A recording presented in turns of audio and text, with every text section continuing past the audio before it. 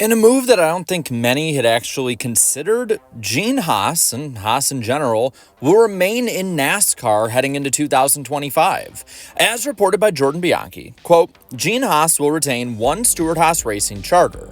The new team will be called Haas Factory Team and include a two-car Xfinity Series program. No drivers or manufacturer announced.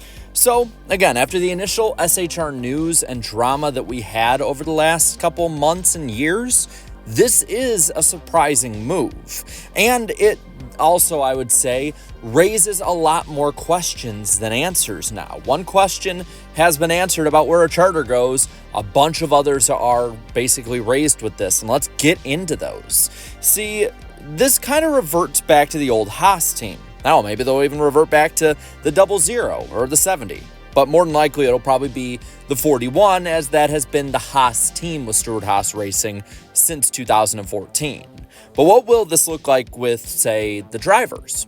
Well, there's a couple people to look at, both for the Cup ride as well as if they move the current Xfinity roster or they move on to the Xfinity ride. And there's three, I think, at the moment, if they stick with Ford, that are the most likely. So those are the ones we're going to look at here, starting with Cole Custer.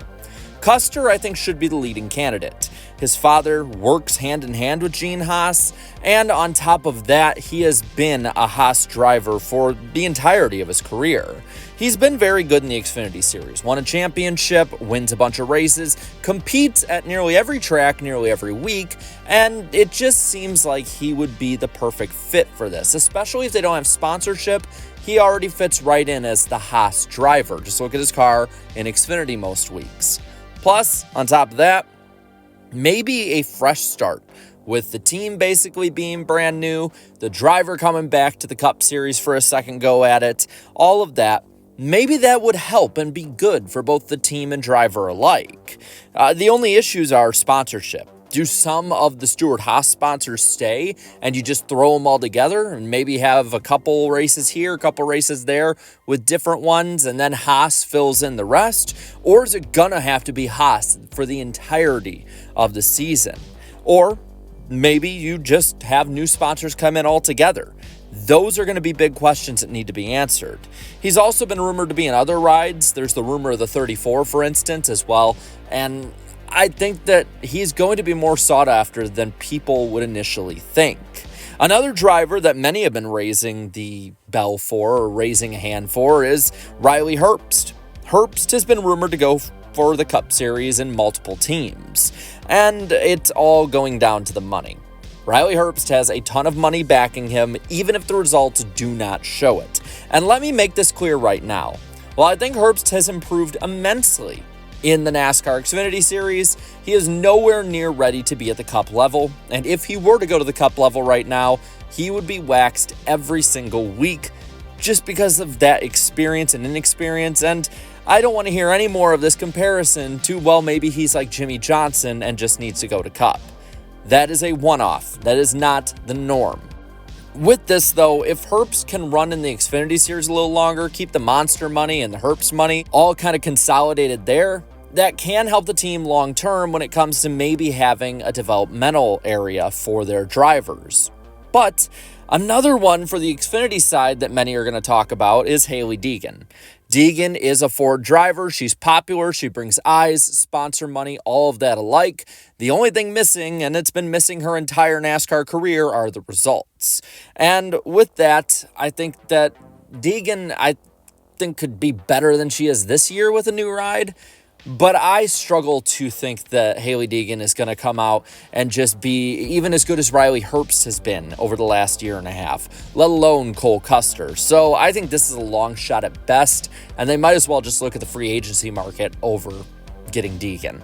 There's also others that might be involved. There could be maybe bringing Josh Berry and Rodney Childers back, build an organization around that duo that really likes each other, or Ryan Preece for the Xfinity side. That might work if the sponsorship money comes with as well. So there are options that this team has. And I think the big question with all of this is, what manufacturer does this team go with? Because if they go with Ford, then you can have the conversations we had there with the Ford tree. If not, maybe you're looking at a much wider pool of drivers to choose from. which in the short term might be really good to get the available and needed funding from them. See, with Ford being currently with them, it would at least lessen the turnover. You're already having to let go a ton of people, probably move buildings, and on top of that, you're having a lot of people driver-wise, front and center, and ownership-wise with Tony Stewart that have walked out the door. It would be really odd, though, for them to stay after all of the drama back and forth, unless Gene Haas is just a Ford guy. Then you have Toyota. Toyota seems to be adding numbers when it comes to the amount of cars they have. They've added a 2311 team. There's rumored to be another 2311 team. You got Legacy Motor Club. And Toyota needs this, especially at the super speedways, seeing how now 6 of the 36 races a year are at this style of racing track. The lowest at the Toyota totem pole also is better than being the lowest at the Ford totem pole, as you would be behind JGR 2311 and Legacy instead of at Ford being behind Penske and RFK and Front Row and Brickware Racing more than likely. So that really could help them. And forming an alliance with any of these Toyota teams could help as well, as you get that outside information from each other. And then there's Chevrolet, where they've been before. This was where Haas was for the majority of their time before Tony Stewart came in. It was a Chevrolet team, and maybe they could rekindle an alliance with Hendrick Motorsports. Though a lot has changed in that time, it would help this team immensely, and it offers the greatest pool of teams to work with and from. Overall, though, the outlook for this team is that this will be a back-of-the-pack to, at best, a lower mid-pack team going forward. This is not a team that's going to make the playoffs in year one unless they're really lucky with a win at some point, kind of like Cole Custer was in 2020. And they're going to struggle at all levels, and it will be big. The charter outlook right now, though, is starting to clear up. First off, you had one of them go to Front Row. Now one of them stays with Haas. And now you have 2 open suitors for the likes of 2311, JTG, RFK, Trackhouse, RCR, and all the others that have been rumored that aren't JRM. So that could work out money-wise for Gene Haas. You pay less people, you have more money to play with. Maybe they could actually have a slow start that leads to a competitive rebuild. But with that, I want to know what you think. So let me know down in the comments below. What do you think of Haas staying in NASCAR? Let me know right now down in the comments. And while you're at it, leave a like on this video, share this video, and subscribe to this channel for more great and fun NASCAR content. Thank you so much to all my channel members for your continued support. And until next time, have a good one.